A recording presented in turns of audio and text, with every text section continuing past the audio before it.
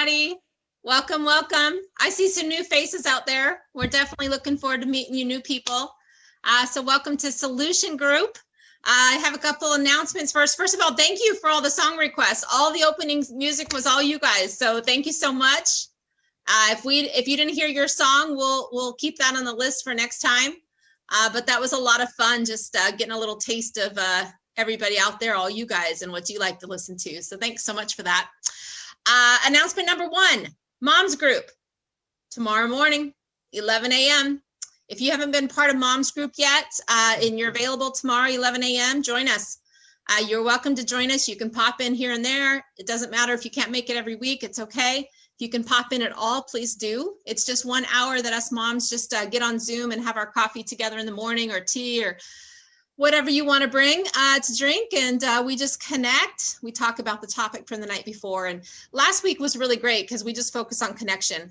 We just took the message from last week and really made it about that. So we really got to just share a little bit more, and I think we're going to continue that tomorrow morning too. So we'd love you to join us. If you don't already have the Zoom link, you can message me or Kristen, and we'll give it to you. And then once you have the link, it's always the same each week, just like Solution Group.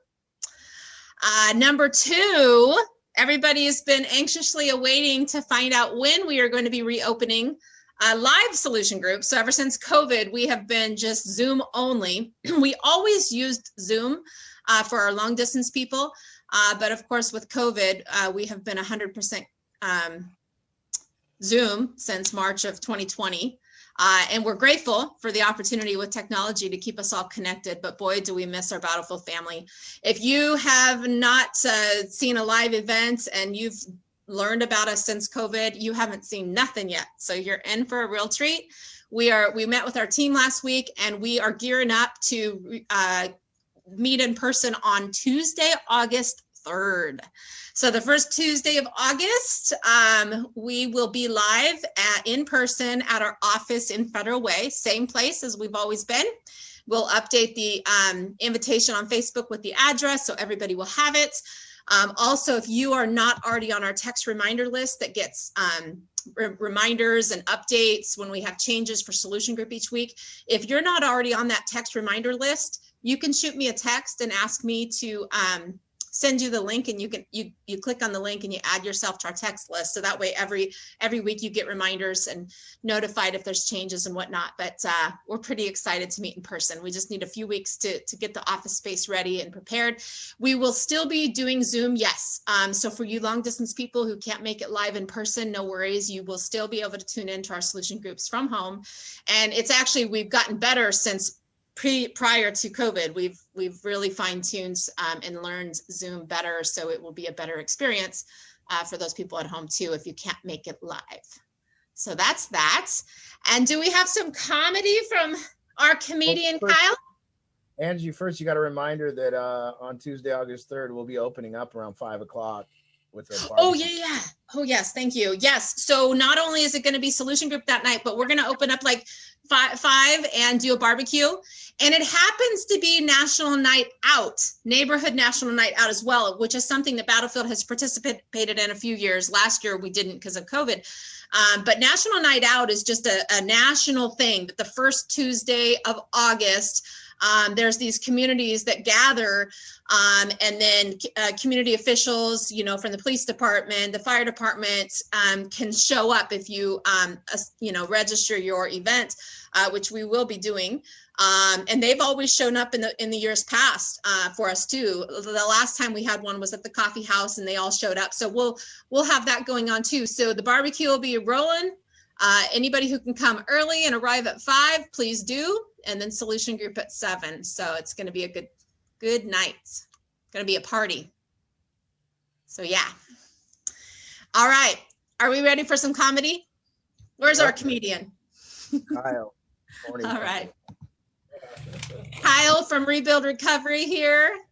He gives us our little comedy every week to get us started. There we go. Go ahead, Kyle. Okay. So I got a taxi the other day, and as we started to drive, the taxi driver turned on the radio, and he says, "You like classic rock?" And I say, "Yeah, sure." He's like, "What about Kiss?" I said, well, slow down. We'll start with some music and we'll go from there.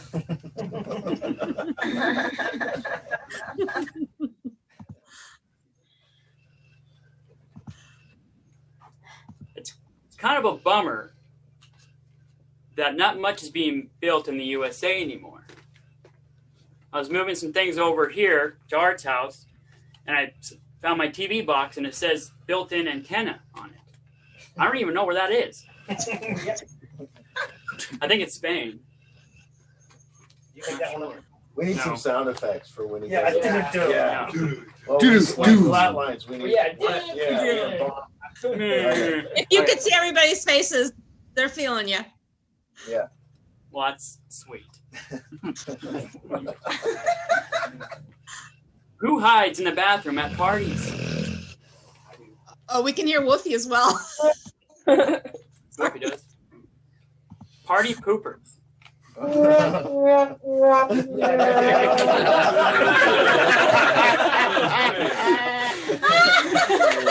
Joke's not done yet. Oh, So who hides in the bathroom at parties? Party poopers.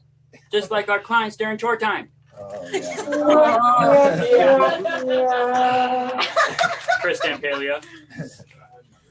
Yeah. What do you call a sexuality in which you are attracted to women and men, but they are not attracted to you? By yourself. He made that one up too. No. Arthur thinks I'm attractive. Yeah. I've asked a lot of people what LGBTQ stands for.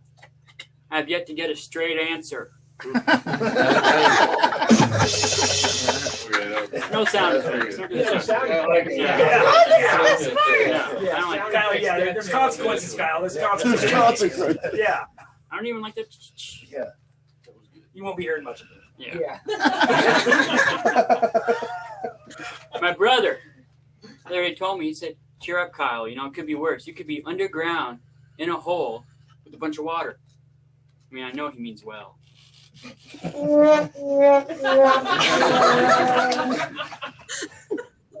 I started reading a horror story in Braille. Something bad's gonna happen. I can feel it.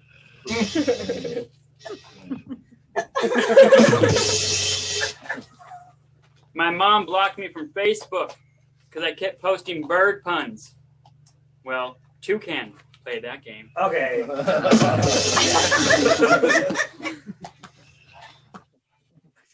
Bruce Lee has an older brother who's faster. His name is Sudden Lee. Thank you, Kyle. Yeah. Oh, that was so good. I love the sound effects. That's great. Good job, Kyle. Very good. All right. We're ready to roll.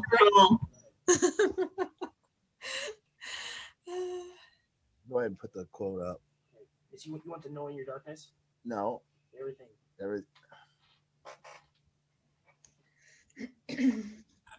So I'm going to start out by first. Go ahead, take it down. I'm going to start out by first saying that I'm going to talk about trust, and what I'll say is, well, first let's somebody asked last week if we're going to get back to the curriculum and what I would say our curriculum even is, and it's kind of a way to get people to investigate themselves.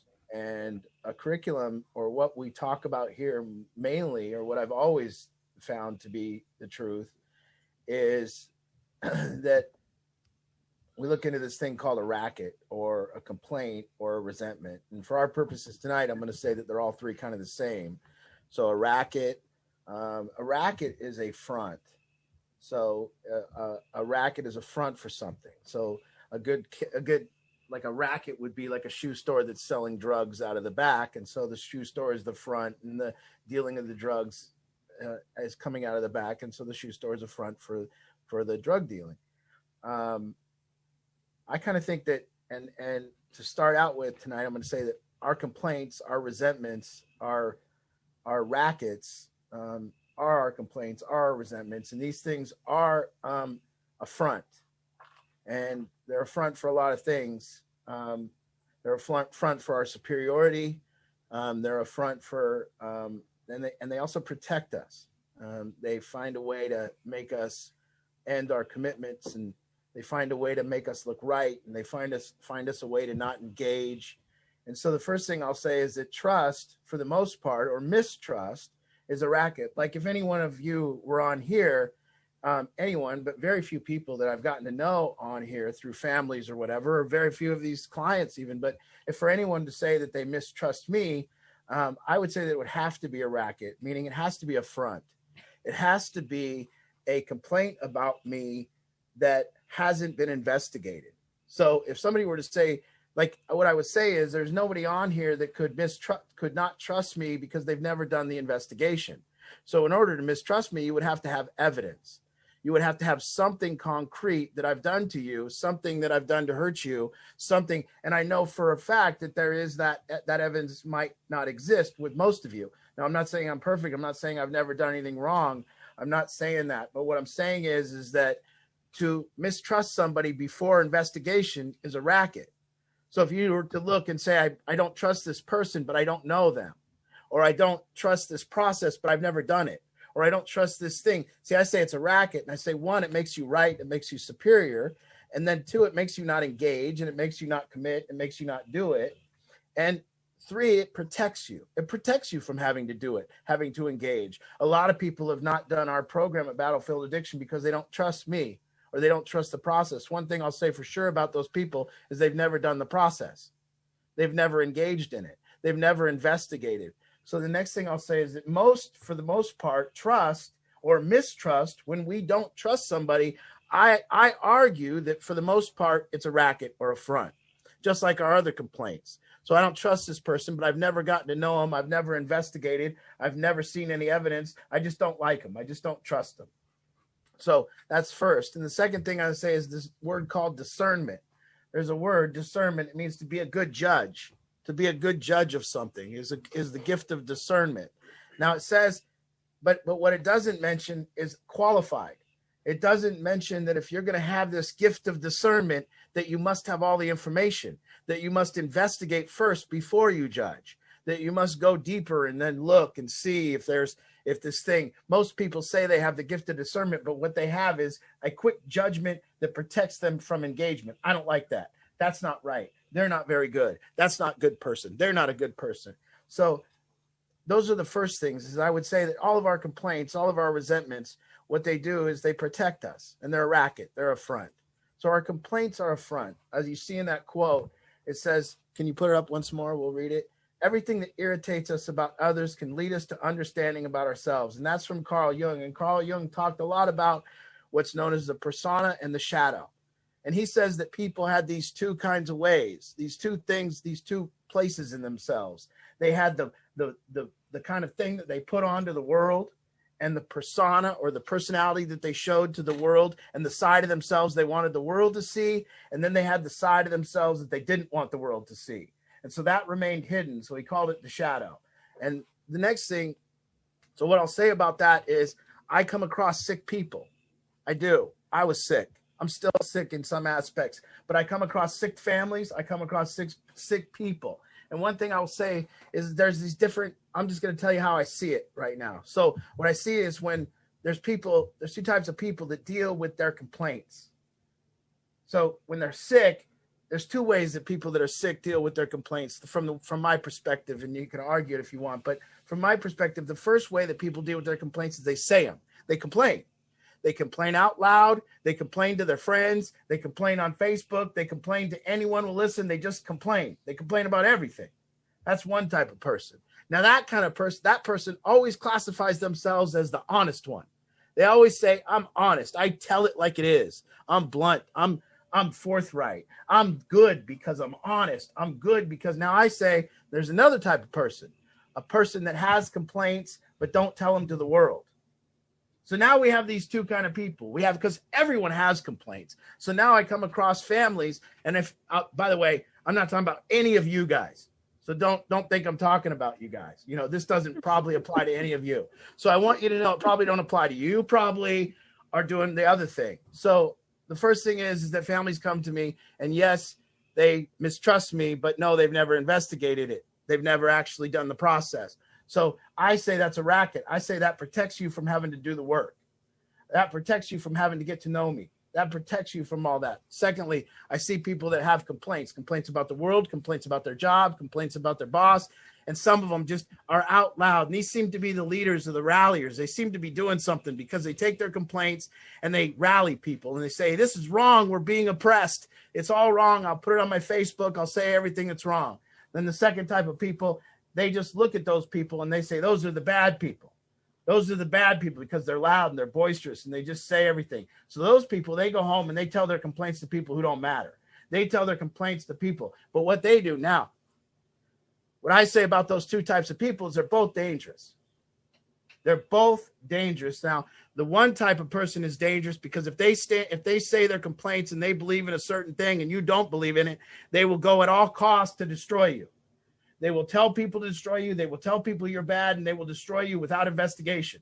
Now, the other type of people are people that hide their complaints. Now, I say out of the two, I will take the person that will destroy me outright over the person that hides their complaints. I say the most dangerous person is a person with no complaints. The person I want not around me at all. I don't want to see you. If you have no complaints, I do not want you in my life. If you can't tell me your complaints, I don't want you around me. I want you away from me because you're dangerous. Because what you're going to do is you're going to keep your complaints to yourself. And then when something doesn't go your way, you're going to tell the loud and boisterous person. And the loud and boisterous friend of yours is going to come on and smash me. So that's the way it's going to go. So now you're going to see that there's another alternative to this. So we're all bad. What he's saying is there's a bad side of all of us. There is this part of us that is bad. There's this part of us that has fantasies of destruction, fantasies of hatred. We're not good people. At the core, there's a part of us called the shadow that we need to look at and we need to acknowledge. And what Jung said, what Jordan Peterson says, or what anybody says about that is this is the work. So you come to me to get better. Well, what getting better means, I acknowledge this bad part of me. I bring it to light. I talk about it. I say it. I say this is what it is. And what these people are saying is the only portal to change is to look into your complaints, to look at your complaints like a racket, to look at your complaints like a front, to look at your complaints like something that I'm going to do that when I have a complaint, I have a problem. Not when I have a complaint, they have a problem. When I have a complaint, I have a problem. As this time has went on and I've been in this house, what's happened is my complaints have grown. My resentments have grown. That doesn't mean the world has changed. That means that I've changed. That means that something's either wrong. Now, the importance of looking into our complaints is twofold. One, there might be something wrong with the world. There might be something that you need to stand up for. There might be something you need to do. That could be true. So you have to now come out with your complaint, say it because you owe it to the world. You owe it to yourself. You owe it to then bring it out there. Also, there might be something wrong with you. So in order to investigate, in order to improve as a human being, we must look at our complaints, one, like a front, and then two, get underneath it, like open the door of them and say, and investigate. And the people that I trust, the people that I say are okay, the people that you can be around are not the people that are boisterous because they just complain and they think nothing's wrong with them. They never think they're the problem. So when anything goes bad, they're quick to blame and they're dangerous. And then the people that have no complaints, they're snakes. They're snakes because what they're doing is they're looking you at the face and they're saying everything's great and they're getting in the car or they're going home and they're saying what's wrong with art? What's wrong with this meeting? What's wrong with the group of people? What's wrong with my boss? What's wrong with my coworkers? And they're saying it to people that don't matter. And so these two groups of people are extremely dangerous. And we can only get better when we look into our complaints and then we acknowledge it one thing. One, is it me or is it the world? There has to be the opportunity that it's me. There has to be the possibility that it's me. There has to be, is it me or is it the world? Is there danger? Is there something I need to fix? Or is it me? Am I just being an asshole? Am I just being righteous? Am I just being superior? And these are the only type of people that you can actually see have integrity. People that are willing to explore their complaints, willing to explore their resentments, willing to explore these things as the possibility that maybe I'm wrong. See, I want people around me that will tell me their complaints about me. I get very few, but I would like people around me that will explore the possibility. Now, when they tell me their complaints, they tell me it in a way that they want to learn about me. Not that I'm wrong, but hey, why do you do what you do? Why do you do this? See, I say the complaints we have about most human beings, we've never done the investigation, that it protects us from actually getting to know the person. And so what they were saying is there's this dark side of us. See, the dark side of the good people. There's the good people on here, and they're smiling. They're saying, Art's great. I love him. And then they're disagreeing with me behind my back. And you might do it. And people do it. And then some people might just complain all the time, out loud to me, to anywhere, to anyone who will listen all the time. But the only people that are getting better, the only portal to health is this way of looking at your complaints as a way of saying, I need to make a decision here. My complaints, because I have a resentment and because I'm resentful, I have a big problem. I have a big problem when I'm resentful. In the AA Big Book, in any form of recovery, it says across the board, resentments are a number one offender. And it says in all these types of spiritual guides or whatever we call ideologies, in everyone that I've ever studied, it's looking into yourself. And the only way you can look into yourself, see, anyone can look into themselves when everything's great. How do you do that? How do you look into yourself when everything's going your way? The only possibility for a human being to change and to look into themselves and get better is when the complaints show up. There is no other opportunity. Nobody gets better when they're winning. Nobody gets better when they're successful. Nobody gets better doing that. You get better when the complaint shows up, and the people that are willing to explore their complaints about a human being with that other human being are the people who I want to be around. The people that will explore the complaints about the people in their lives with that particular person. The people that will explore the complaints about their boss with their boss. The people that will explore their complaints about me with me. I will explore my complaints about you. And when I explore them, what I will do is I will see if it's me or I will see if it's you. And when I go down and get to the bottom of it, if I find it's me, I apologize. And if I find it's you, then we either got to work on it and maybe give you the opportunity to get better and improve by me telling you the things I think that need to be improved upon, and you telling me the things I need to improve upon, or I end the relationship. You see? But what I don't do is be one of those dangerous people, the people that just complain about everything and are never responsible. And this is me just telling you to get better. This is like, me telling you that it's when I'm in these times, this is the only way I get better. I get resentful. And when I do, I want to be able to explore them with people. And there's people I don't. So sometimes I'm a snake. And I have a dark side, so sometimes my shadow overcomes me. And I don't want to ever get into positions where I'm saying I've gone somewhere and look at, I told somebody today, after 10 years, I don't know what I'm doing. Nothing. I know less about what I'm doing today than I did 10 years ago, trust me. Because the world expands, viewpoints grow. You don't know what you don't know. And so as I've gone 10 years into this, but what I do know is healthy people that you can trust do not complain about you behind your back. Healthy people that you can trust do not complain about you on Facebook. Do not just blame and complain about the world. They actually explore. They actually say, hey, I want to be in a relationship with you. I have this complaint in my head about you. I got balls enough to see you. So I'll sit down and I'll tell you what I think. Hey, Art, you charge me too much money. This is unfair. I ain't never heard that once from nobody. But you know how many people I've heard tell me I charge them too much, or tell the world I charge too much money? Thousands. Where's their balls? Just looking at me in the face and saying that bullshit. Not saying it. Smiling. I'm telling you, you're dangerous. You go home tonight and you complain to your husband. You complain about me. You complain about this. You complain about your boss. You're dangerous. Doesn't make you a good person because you put that persona on and act like you don't got any complaints. It makes you dangerous. It makes you actually a shadow, makes you dark, hidden, full of shit. And to get better means you come out with this. You got to complain about someone, explore it. Maybe it's you. Maybe it's them. But give it a chance. See who it is. But see, our complaints about people protect us. We get to hide.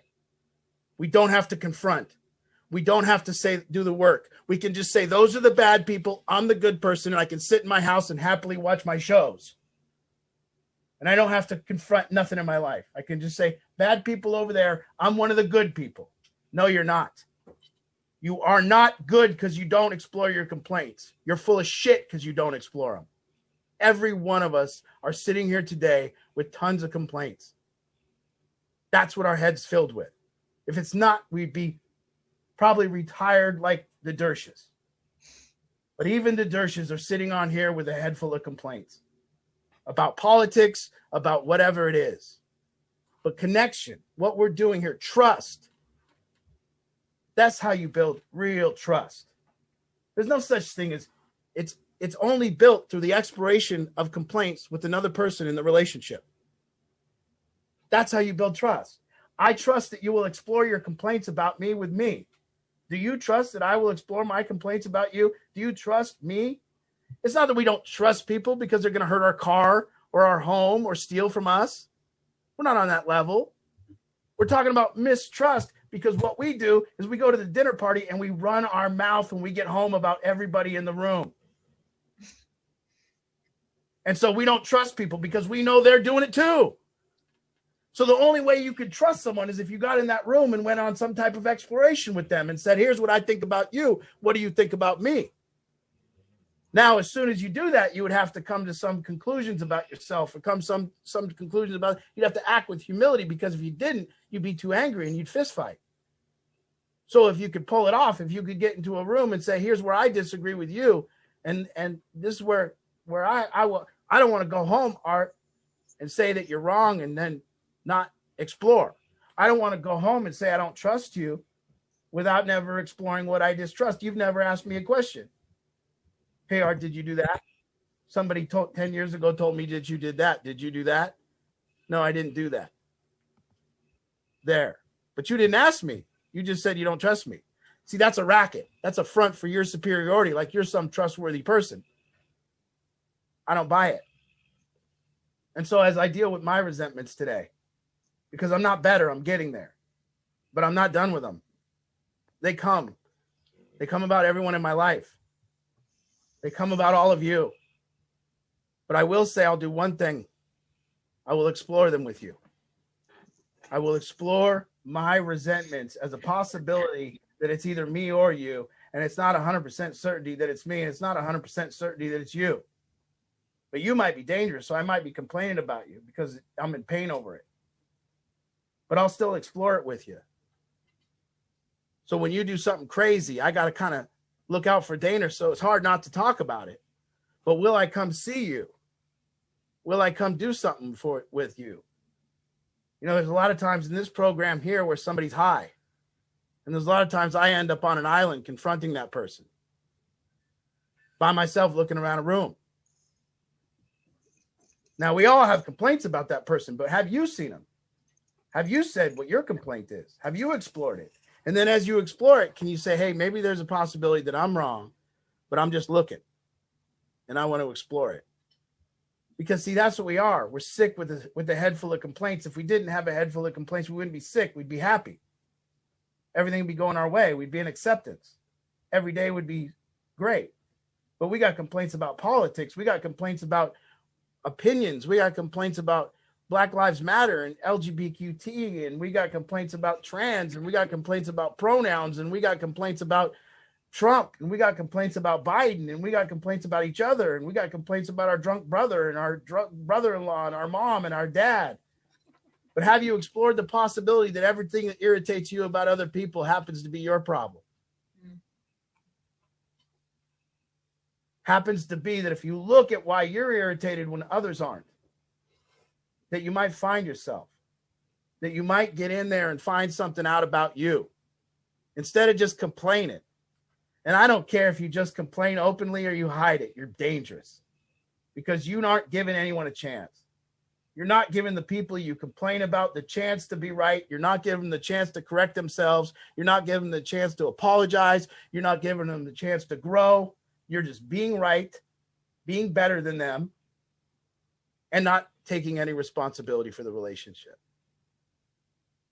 And so I have a real hard time because people come to me, a lot of times, a lot of you, some people come and they do a consultation. And at the end of the consultation, I say, any complaints about me, any complaints about this that you'd like to share so that maybe we can prevent what's going to happen here. Because I tell them what's going to happen. They're going to leave after everything I had to say, and they're going to get in the car and tell each other why I'm wrong.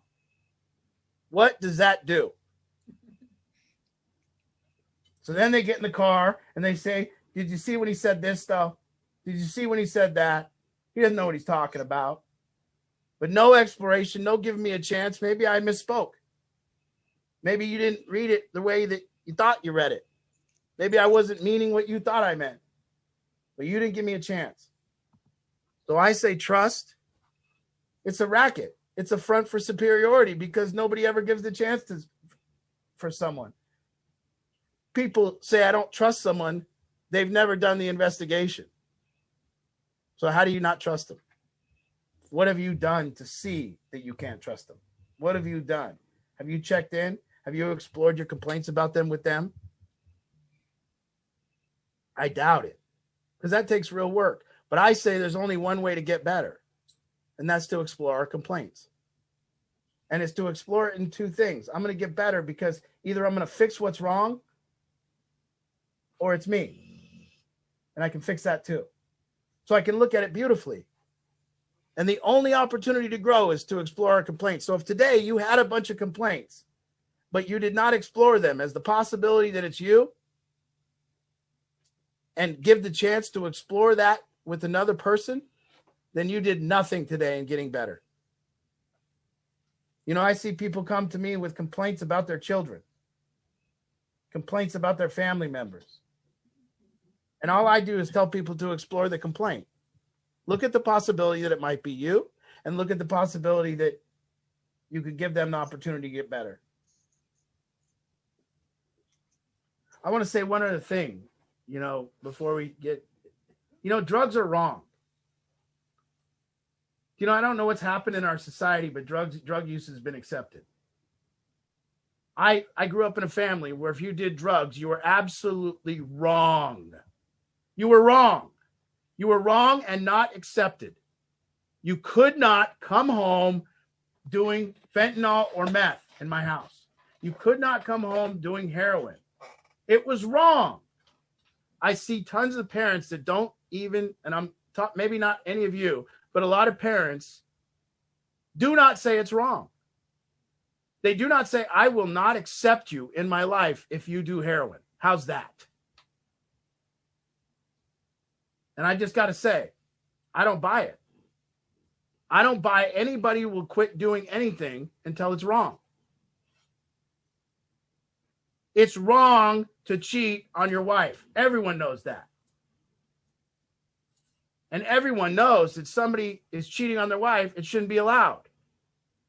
That's called a stigma. That's good. It is good to be stigmatized as a cheat. It might lend to the fact that you would stop cheating. You might not do it because you don't want to be shamed. You don't want to be held in a position that's inferior to other people because you're a cheat and they're not. So it does a good job at preventing it. At least it does a good job at people hiding it. So I don't have to see it. I was meeting with somebody from China, very nice person from China, and they told me that the kids in China that use drugs hide it from their parents. I said, that's amazing. Good. They should. When did it become okay to use drugs and tell your parents that you're using drugs? When did that happen? It ain't okay. So I thought, wow, they actually care enough about their parents' opinion, care enough about the respect their parents have for them to not openly use drugs and try to not get caught. Damn, that's good. Because in America, they don't care anymore.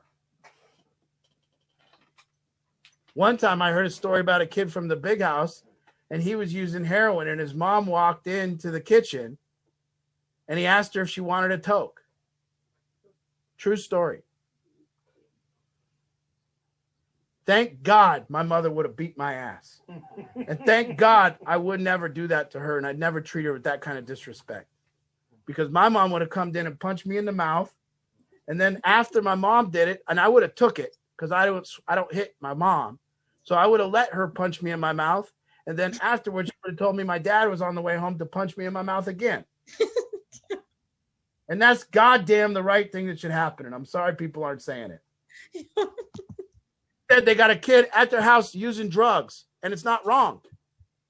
It's wrong. They're going to die. There's no good that's going to come out of it. None.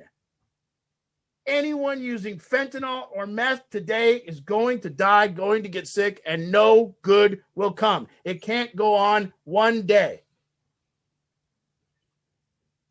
That's it. So I had to mention that because I think people forgot drugs are bad. I do. I think people have totally forgot that drugs are bad. They're terrible. You cannot let people do drugs in your home ever for one day, ever. If you catch them, they got to go to treatment or they got to get out. And I hope that inspires people because it's true. Every death that we've had in this program from people that have been in this program was in a family's home. By some family member allowing them to use drugs because they didn't confront it. Because they're a good person, I imagine. You know what they did? They were probably upstairs complaining that somebody was downstairs using drugs. That's effective.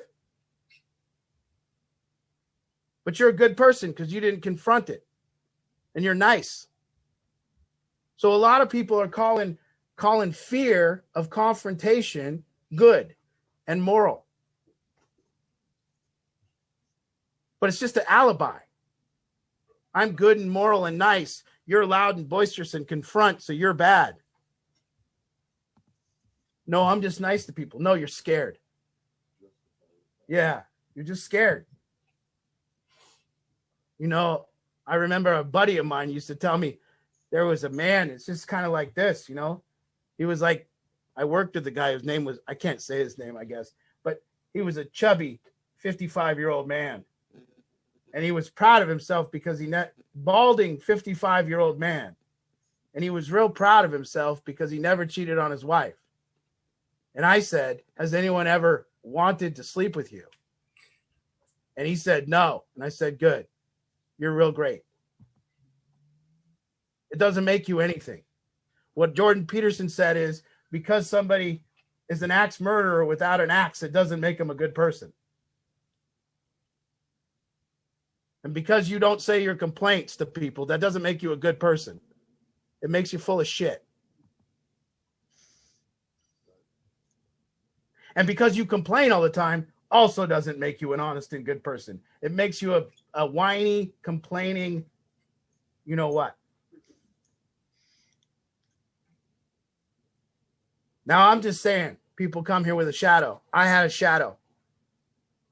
I had a place inside of me that was unexplored, that was dirty, that was secretive, that I went and did things without people knowing, and I hid them. And I hid drugs, and it was with women and drugs and all kinds of things that you do as an addict. And I'm telling you, the way to health is that shadow will come at the same time your complaints show up. That same place comes with what drives you to that place is a lot of complaints. Complaints about the world, complaints. Nobody goes to those places when they're happy. So our resentments drive us to these dark places inside of ourselves. They drive us to go get relief in these places. And what Jordan Peterson said, and what Carl Jung said, and what I'm saying is that what you have to do to get better is explore those dark places. And to do that, you have to acknowledge responsibility. You have to say, this is the way I'm feeling about this situation. This is the way I'm feeling about you. I'm irritated. I need to talk about it because it might be you and you might need, or it might be me and you might need to correct me. And I might just have thoughts that are crazy. So I need to get them out. And then you can all tell me if they're crazy or not. And it's that simple. When you start doing it, the shadow kind of lights up and you get better. And that's healthy. So to explore our complaints is the healthiest thing one person can do. It gets us somewhere. It gets us better. And you explore them with other people. You explore them. And when I say explore, that doesn't mean we complain. That means we explore it. We see what it is. We see why we're irritated. We see why. Why? Am I scared? Am I self-righteous? Am I angry over something else and this is just a sidebar? Am I losing in life and so I'm just looking for excuses? Or is there a valid oppressor? Is there something that I need to correct? Is there some action I need to take?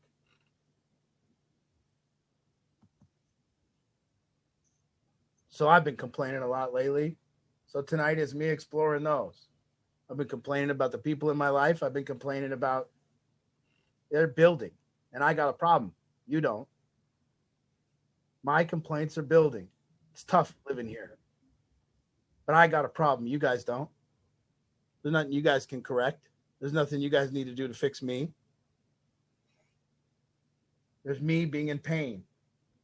In pain over everything that happens in our life. And when I get in pain, I try to find excuses why I'm in pain. So I complain about everything. Food's not as good. My scratches on my car are too big. My money's not right. Nothing on TV. Trump's an idiot. Biden's an idiot. All the parents screw me. You clients keep getting high. And it goes on until I stop it and I go somewhere. I go to a place of exploration and I stop the complaint. What's going on here? Now I'm saying after 10 years, I'm filled with complaints and I must explore them to get better.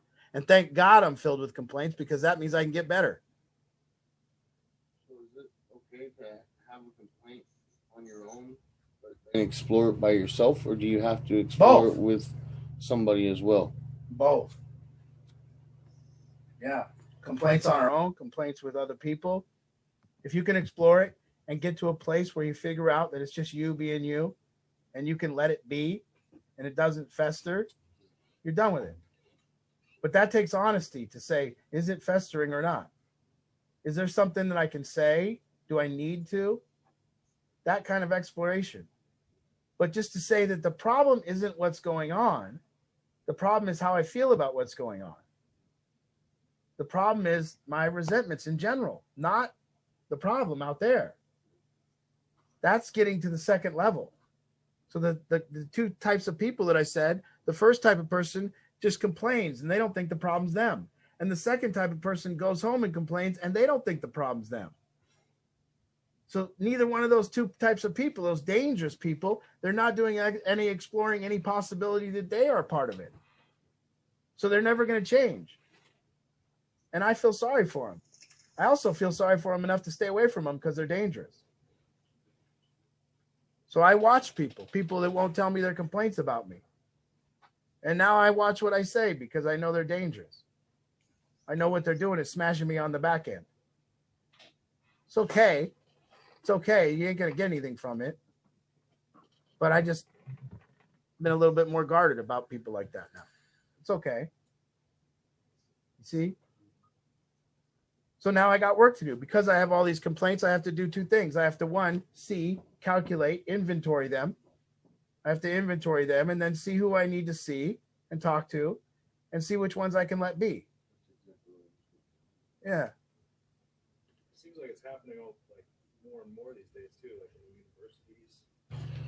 When you speak Silencing, certain viewpoints. Yeah. Absolutely.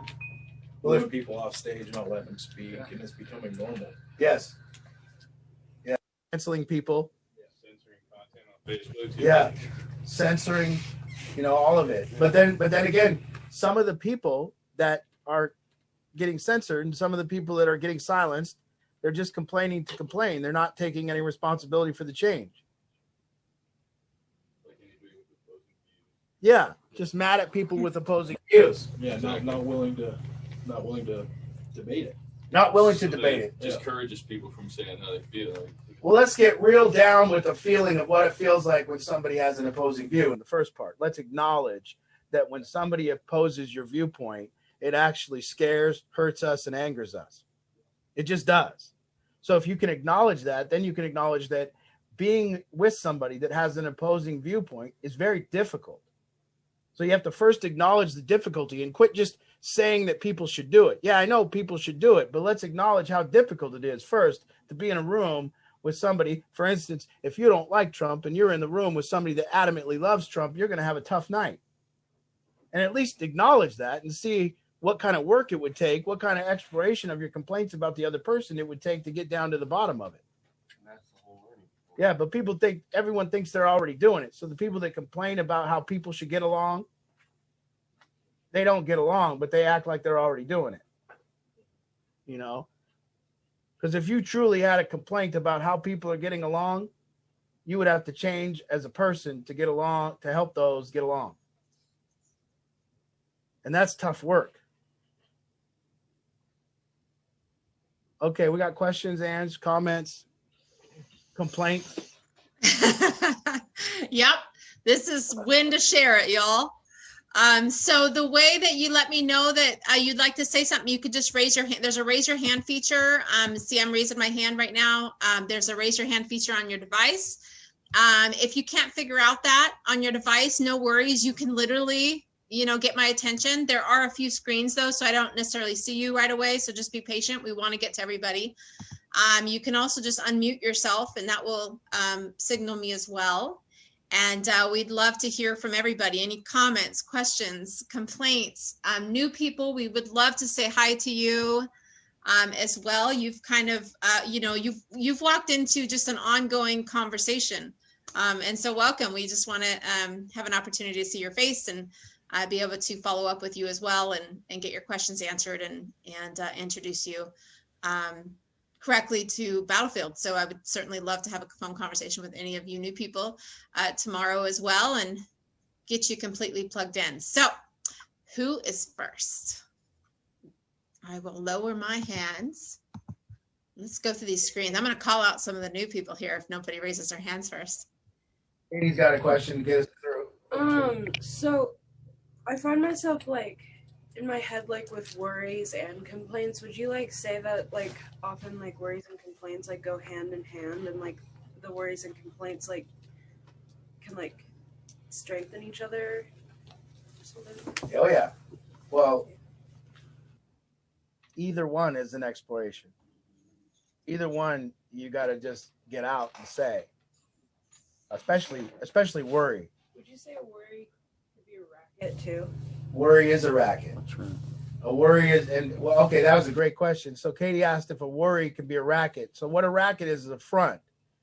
So a lot of times people will say they're so worried about things and it becomes a storyline in their life. And that thing does a couple things. One, it adds importance or validity to your life because you're worried and you think your life is more important than other people that are worried. And so you somehow have monopolized worry as if you've got it as a human emotion and nobody else does. So when somebody says, I'm so worried, what they say is my life is very important, yours isn't. And the second thing is that it becomes a reason to not do things and a reason to not engage and a reason to protect yourself.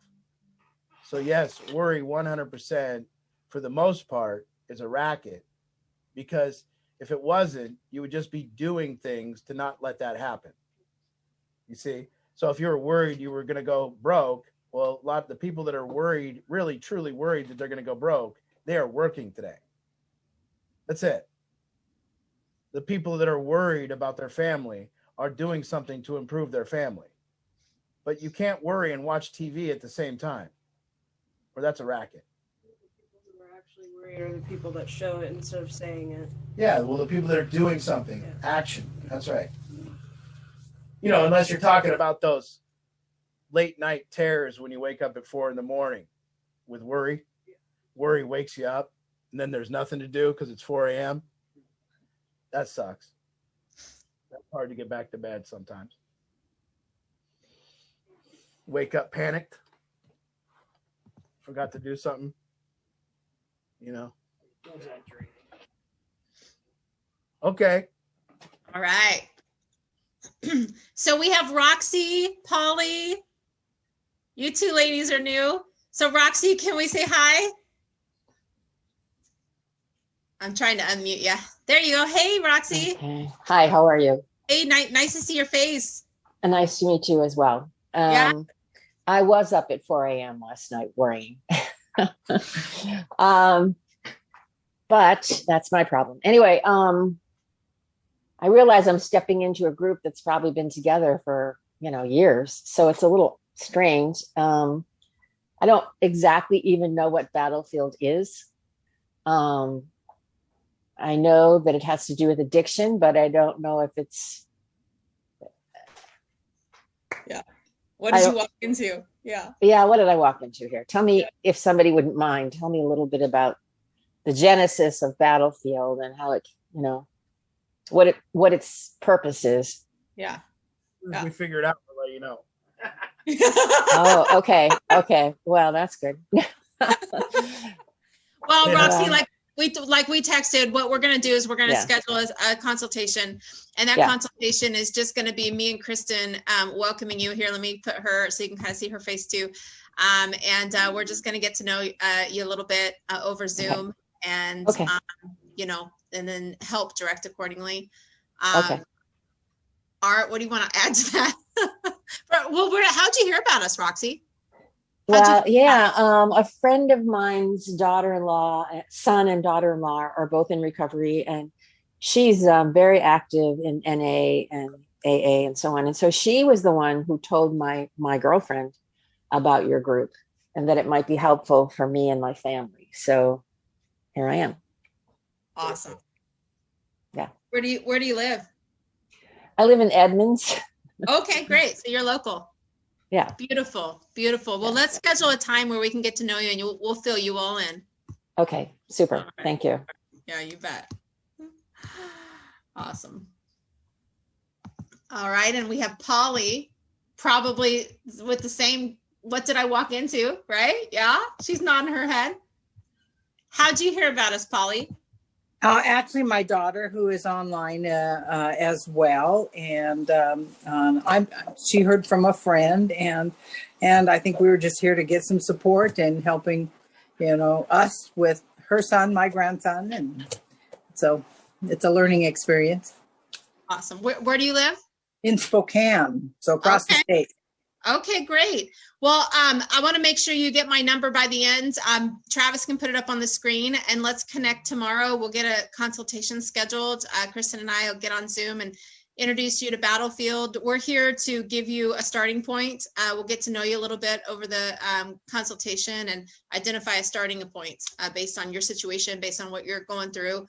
And, we've been doing this for 7 years, working with families who have a loved one struggling with addiction. And once we kind of get to know you a little bit, we can kind of help direct you with some first steps and then move through that. So there's my number. All right. Got it. Mm-hmm. So will you pop me a text? You can pop me a text tonight and say, this is Polly. Give me your last name too. I can prepare it to my phone, and then we'll get something set up. Sound good? Sounds good. Awesome. Thanks, Polly. I love these ladies. They were brave to say hi. There's a couple of people hiding out there, and that's okay. If anybody else new out there wants to say hi, we'd love to meet you as well.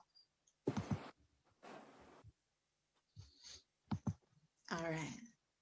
Where's all the questions, guys? Nobody on here is one of the good people or one of Nobody wants to complain. Oh, Carrie, awesome. Let's do it. Oh, where'd you go? Let's see. And then we'll do Carrie, and then we'll do the Stampalias.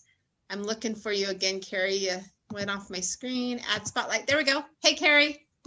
Hi. So you can count on me, right? Yep, there's my guy. So Art, I need help. I need help tonight with this. How do we as families encourage the right kind of conversation on this? I'm sure I'm not the only parent that would say, we sometimes get some kind of, hey, it's okay, placating types of conversations. How do you work with the clients on having heartfelt, real, honest conversations? I can't say that's I say this recovery thing, this get better thing for me. I think that somehow people don't understand that on a basketball team, it looks like there's a team, but there's individual practice. And I think that for me, like what I'm speaking about tonight, that's it. Like it's autonomous. Recovery is this intimate thing that I do with me and me. Recovery is individual. It's this thing that we do. I think recovery is so cool because it's something I can do by myself. It's something I do with myself. And if you go explore, you go and start running marathons, or you go to start running races, you're timed, but it's timed against other people. So you're in a race, and then you do better if you beat people. But there's also your personal time. And this getting better thing has to do with how long in a day am I living in complaint? So for me, recovery is only measured in that aspect. See, if I'm not in complaint mode, if I don't have anything wrong, if I'm in acceptance, and if I'm at peace, if I'm in what Eckhart called acceptance, enjoyment, or enthusiasm, I'm awake, I'm conscious, I'm happy, I'm doing great, I'm at the beach, I'm on a boat, I'm fine. There's nothing to look into in those instances, nothing. So, but when I'm living my life like a problem or a complaint, and I'm stuck in there, and I'm fixated, and I'm blaming, and I'm doing that, that's where you stop and explore yourself. That's how you get to know yourself. And that's what Jung said, and that's what Jordan Peterson says. There's only one way to get to know yourself. And Jordan Peterson says, you better look, because you might be harboring devils. In your complaints, you're harboring devils. That's where it's all at. That's where the devil is. That's where the work is. And so people that aren't looking into this intimate process, that's it. Now, as you look into that complaint, okay, now is it me or is it them? Is there something I need to say to them? Is it something that I need to say in a possible manner? Is it something that I need to say, hey, listen, I don't want you in my life due to X, Y, Z. And if I keep having you in my life, I'm just going to keep complaining about you until you stop this certain behavior. Or do I get to a point where I go, no, it's me. This shouldn't irritate me. It doesn't irritate anyone else. This is specific to me. It must be something that's hitting my insecurities. I need to look at what these insecurities are.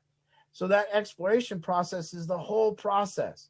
So for me in life right now, I'm in love with life due to one reason. I'm filled with complaints.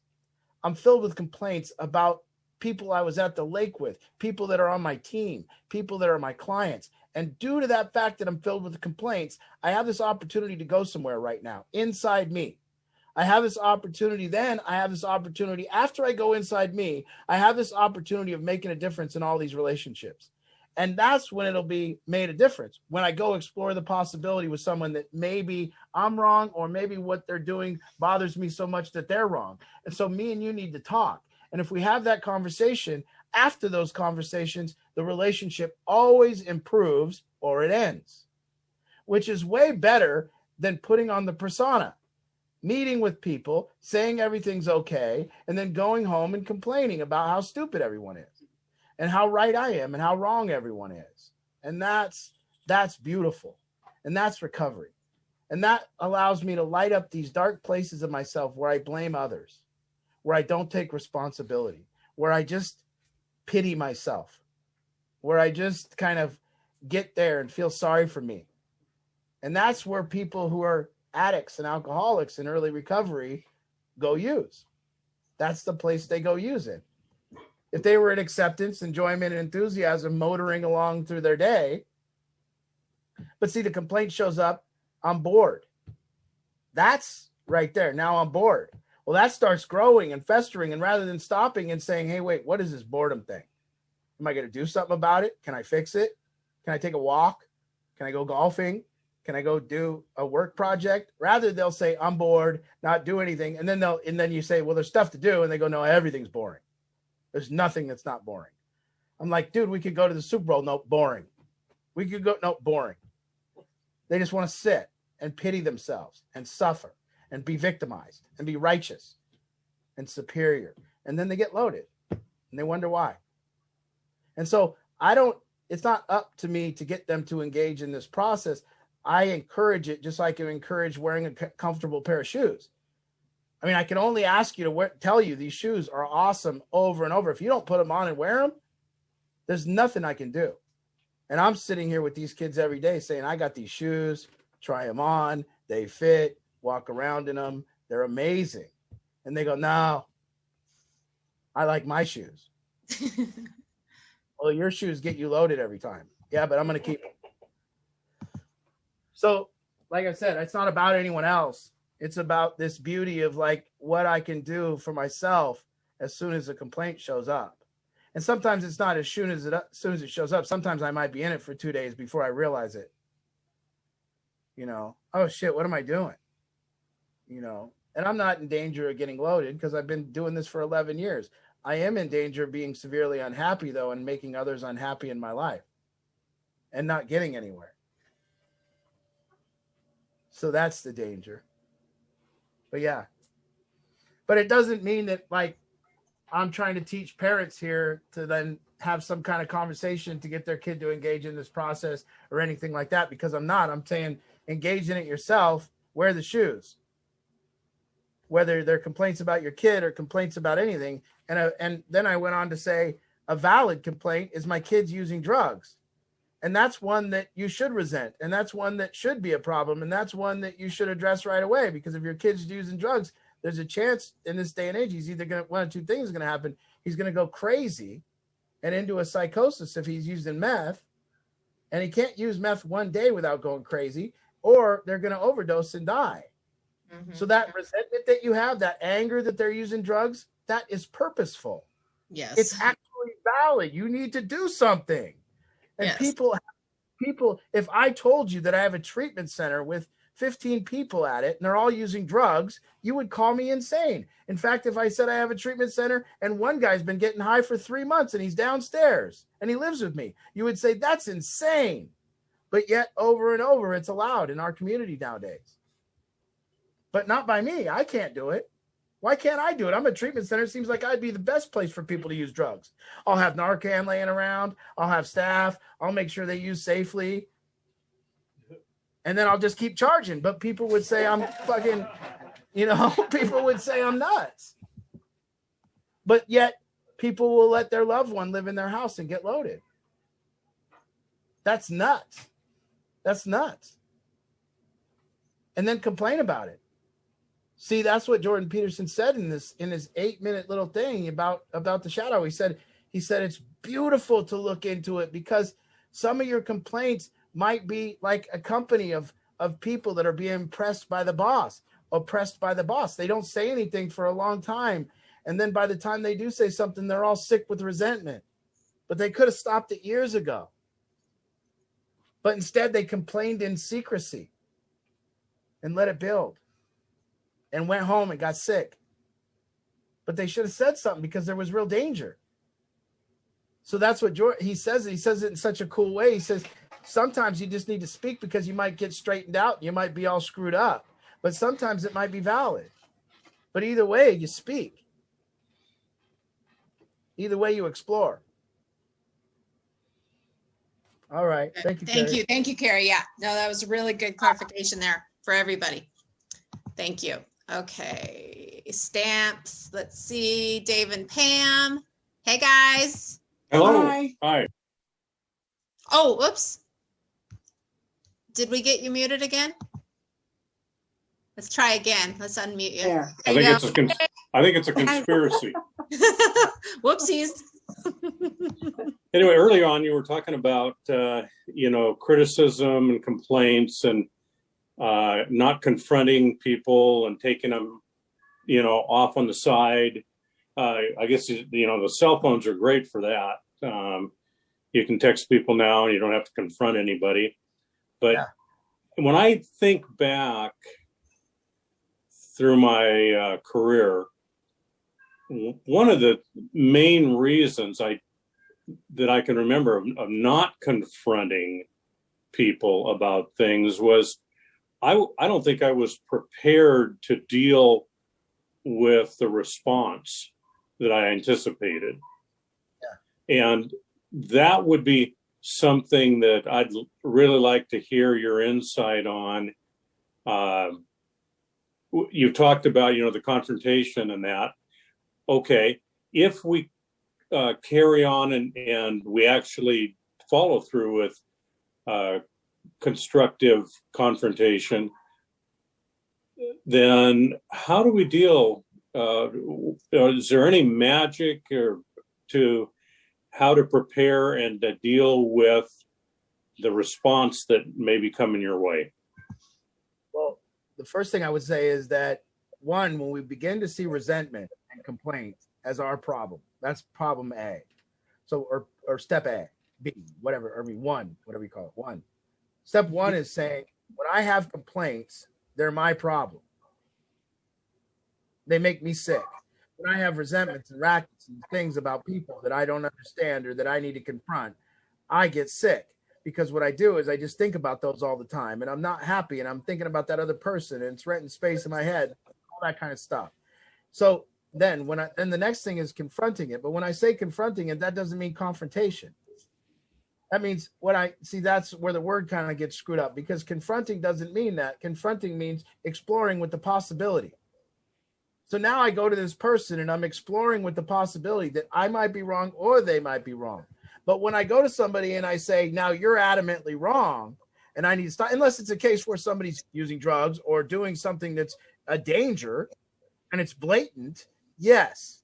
But if it's a complaint about somebody, just me not understanding, then me not confronting, me not exploring might just be a racket, because I might just be calling myself superior and I might just be getting myself off the hook. And then I say things to people like, well, I don't do that. I'm a nice person, so I don't do that. No, it's what's bothering you about this person. Now, are you unclear about their motivation? Is it possible that why they did it is different than they did it? All that. And so then it's just a conversation that's an exploration. Hey, man, when you did that the other day, what did you mean when you said that the other day? What did you mean? What were you thinking? I mean, what did you see that I didn't see, or what? Something like that, right? I'm following you. Yeah, something like, hey, man, when you made that mistake, or when you were at work and we were working on this project and you didn't get it there the next day like you said you'd get it there the next day, I got to ask, what happened in your life? Yeah, it's the old what you say, not how you say it. Yeah, it's just a simple place that you're in. When I say this, we read a book around here called, what was it called? Leadership and Self-Deception. And in the book, they talked about it's not what you're saying, it's the place you're coming from. And it's just that place of like an inquiry, like, geez, maybe, I'm not going to go to somebody. If I think somebody's all about money, for instance, I think, oh man, this person's just all about money and they're trying to take me and they're trying to screw me for money. Now, I'm not going to go home and tell everyone they're trying to screw me for money, because it leads to something. At the end, I might for a minute, but in the end, there's going to be a point where I approach this person. So if I begin to complain about this person that's in my life and I say, I think they think this about money and I don't like the way they are about money or whatever I'm complaining about, I might complain a little bit to the people around me. But in the end, what I'm going to do is I'm going to approach that person and I'm going to give that person a chance and I'm going to see. And I'm going to do it because I don't want to be sick. And when I'm around them, I don't want to be sick. And I want to be complete and I want to be whole. So what I'm going to do is I'm going to find a way to approach them that's like, let me ask you about this. Because my perception is this, and I want to ask you about it because this is what I'm building in my head. Now they might straighten me out and I might be so far off base, and that'll be a relief. You see, that's the point. What if it's a relief that you're wrong? Now, if I go to somebody and I go, listen, man, I don't like you. You're all about money. And I think all you think about is money. Well, that's not going to go very well. And I'm not even doing it to gain ground in the relationship. Yeah, I'm following what you're saying. It's the judgment versus inquiry. Yeah. So like discernment, like I said at the beginning, it means to be a good judge. It does. To be able to be to be a proper judge. But in order to be a proper judge, I got to see the whole playing field first. I got to see why it is you do what you do, not what you do. I got to see how you got, not how you are. I got to see what you've went through to see what you've led to. So if I think somebody's all about money, maybe they tell me, maybe I go, hey, like for instance, here's an example. My friend Jeff, he went around, and I've learned a lot about this kind of stuff. So he was in Issaquah. Jeff Costello was in Issaquah, and he said, what's very telling is if I go, I can see the houses. So he went around to every house in Issaquah, and he put a box on the patio. And in the box, it was a canned food drive. And he said he could tell the houses that were Democrats, and he could tell the houses that were Republicans because the Democrats' box was full while the Republicans' box was empty. They didn't have anything in the food jar. That's what he said. And he said that to me. And he goes, see, I think Republicans are stingy. Now, Jeff's moderate. He doesn't have when he said, so they're stingy. And I said, maybe not. I said, I'd ask them, but maybe they're not. Maybe what they want is they want a way that people will do their part. And maybe they feel that providing that food might hurt someone. And maybe they're smart.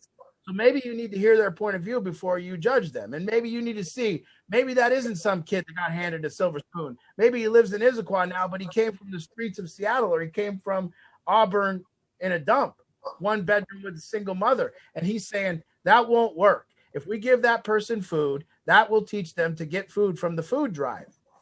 And you can't teach people to get food from the food drive. You have to teach people how to get food. And so everything I do has a purpose, but you just need to understand. And so for me, I tried it. I'm not good. I'm just pointing out things here. I'm more of a philosopher than an actual doing of it. Okay. I'm saying what I'm saying tonight is a good philosophy, one that I don't always subscribe to, but I try. I'm an asshole for sure. Okay. So I just whatever. But I'm trying, and I do understand one thing. If I have resentments, I have a big problem. And so I understand this one core thing about recovery here, that recovery is exploring my resentment. That to be resentful leads me to failure and leads me to pity and leads me to victimization and leads me to not be responsible for my life. And so I understand that. And I understand the work it takes to not be that. And I understand what it feels like to be living in resentment, and I understand what it feels like to be free. And so as soon as I'm free, I watch out for the next resentment. And as soon as the resentment shows up, I deal with that. And the way I deal with that is I explore it. And I say, hey, what did they mean? And was it me or was it them? And then I approach the person in my life. Now, I don't get the same stuff in return sometimes. So sometimes you can't trust people because the reason they will not tell you that they're resentful of you. And people that won't tell you they're resentful of you, you cannot trust because they are resentful of you. Everyone's resentful of everyone. Really. Unless, of course, it's something, say, they don't see as a threat. Nobody's resentful of a 5-year-old unless he starts screaming all the time. But if he's cute in any fashion and quiet in any fashion, nobody's resentful. You see? Nobody's resentful of an 80-year-old woman either, unless they have to take care of her. Then she poses a threat, and then all of a sudden this old hag is what they called or whatever. But if she sits there quietly, no one goes, I don't like that person. But now a 40-year-old guy that comes in a Ferrari and shows up and comes into the restaurant and flashes a little money and wears some nice clothes, everyone goes, I don't like him. They've never met him. Well, he's got bad motives. He drives that car. I mean, that's it. And so So then it's just getting down to that place where we understand that this work of recovery from every aspect is a bit individualized and it's personal, it's intimate. And can you get alone with you and that dark part of you? Can you get alone with that you and that dark part of you? And can you light up that dark part of you and talk to people about it? Or are you still trying to say that you're a good person? Are you still trying to say that you're good, you don't have a dark part? And that's what Jung said. He said to explore the darkness in us helps us understand the darkness in others. See, knowing your own darkness is the best method for dealing with the darkness in others. But if you don't understand your own darkness, then what you will do is complain about everybody else's darkness, and you will acknowledge yourself as some type of superior and good person that has no darkness. I like when people who smoke cigarettes can't believe that people can use drugs. You can't believe people could get addicted to a substance that's going to kill you. Drug addicts can't believe that you're addicted to cigarettes. That's so stupid. It doesn't even get you high. Why would you waste your body and death on a stupid ass cigarette? But for some reason, people that smoke cigarettes think they're making the good choice.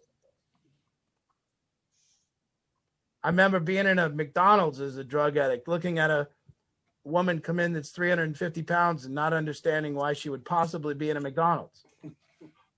How could she be going? I was in the McDonald's, high, eating the McDonald's. And I couldn't understand how she could be going to McDonald's. You see? Why smoke when you can vape? Oh, yeah, vaping. So there it is. I mean, that's recovery. Is it, can I deal with myself?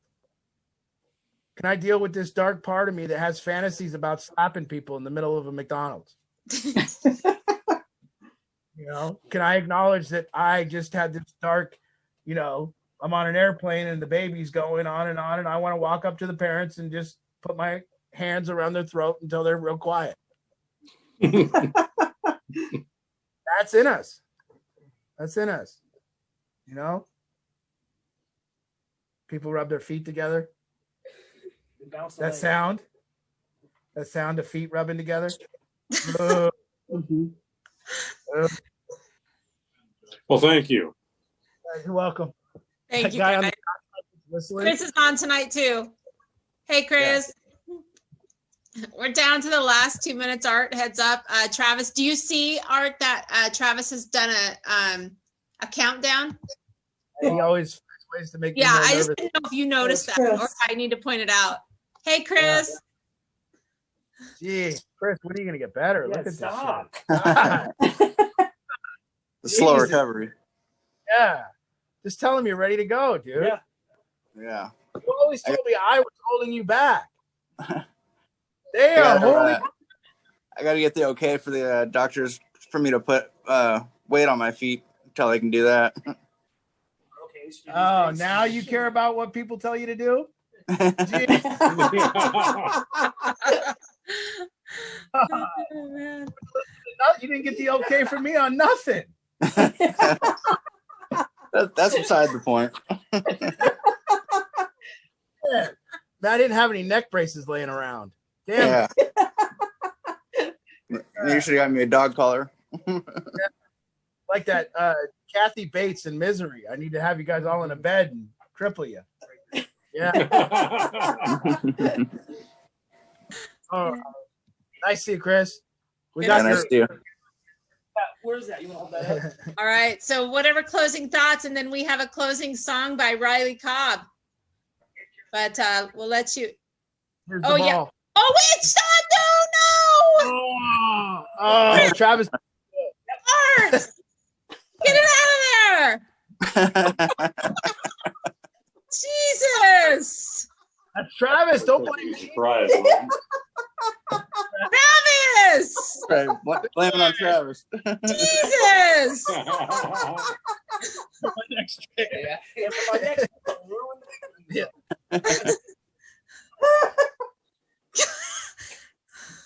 I want to make sure that, like I said to Carrie, I want to make sure that, yeah. Good job, girl.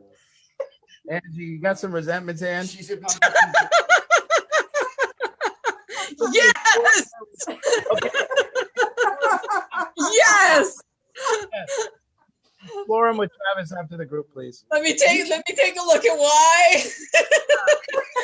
why I'm so angry right now. Why am I sweating right now? I'm so angry. Why? Why is she sweating? What is Can that you put us about back me? on? We're on. Oh, We're still on. Oh, we're still on? Yeah. You got Pam is hysterically laughing here. She's out of control. Don't worry about it. All right. jeez. It's okay. It's okay. There's people that who have no idea what we're even going crazy over. But after Art has his closing thoughts, stick around for Riley's song. You look beautiful, Ange. Oh. Even though you're sweating. All right. So all I'm asking again, this wasn't a thing for the kids here. It wasn't a thing for anyone. I'm just telling you the process in which I've learned to go through, and that's it. And I am happy to see these areas of my life where pain is prevalent, and this is one of them. I've been in a lot of times where pain wasn't prevalent in my life, but deep pain is prevalent in my life right now. There's change coming. There's changes that are happening. I'm filled with angst. I'm filled with anger sometimes. I'm filled with all those things, and all those things are the only method to improvement. They're the only way to look into the portal of you and figure out what it is that you're going through, and to look and they're the only way to improve your relationships. They're the only way to strengthen them. And I just want to remind you, if you're if you're a person and you haven't done this process of exploring your resentments and your complaints and looking at them like a racket, look at your mistrust for people like a racket. It's just protecting you. What is it protecting you from? It's making you superior, saying you don't trust people and you don't trust this and you don't trust that. You ain't never done the investigation. So please do that first before you tell me. Give me 10 facts on why you can't trust that person. That'll be tough to come by. So I'm asking for an exploration. And I think for me, we talk about, somebody asked me if I would do recovery curriculum. Recovery is intimate. It's lonely. There's no one there with you. It's not, recovery isn't done really with a therapist. That might be something. What's done with a therapist is venting and then feedback. But what's done alone to recover from the pain and how you deal with pain is to look into the complaints like your pain is oozing out of you. And if you look into that pain, you'll figure out something about yourself. And if you don't look into that pain, I bet you're harboring devils. I bet that what's inside of you is superiority. And I bet you're protecting yourself from that. Not one of the good people because you don't complain and you put on a good thing. It's nasty. That's real nasty. And it's dangerous. You're not one of the good people because you complain openly and tell everybody how it is without fixing anything, without exploring the possibility that you're the problem. So again, do the exploration is all I can say.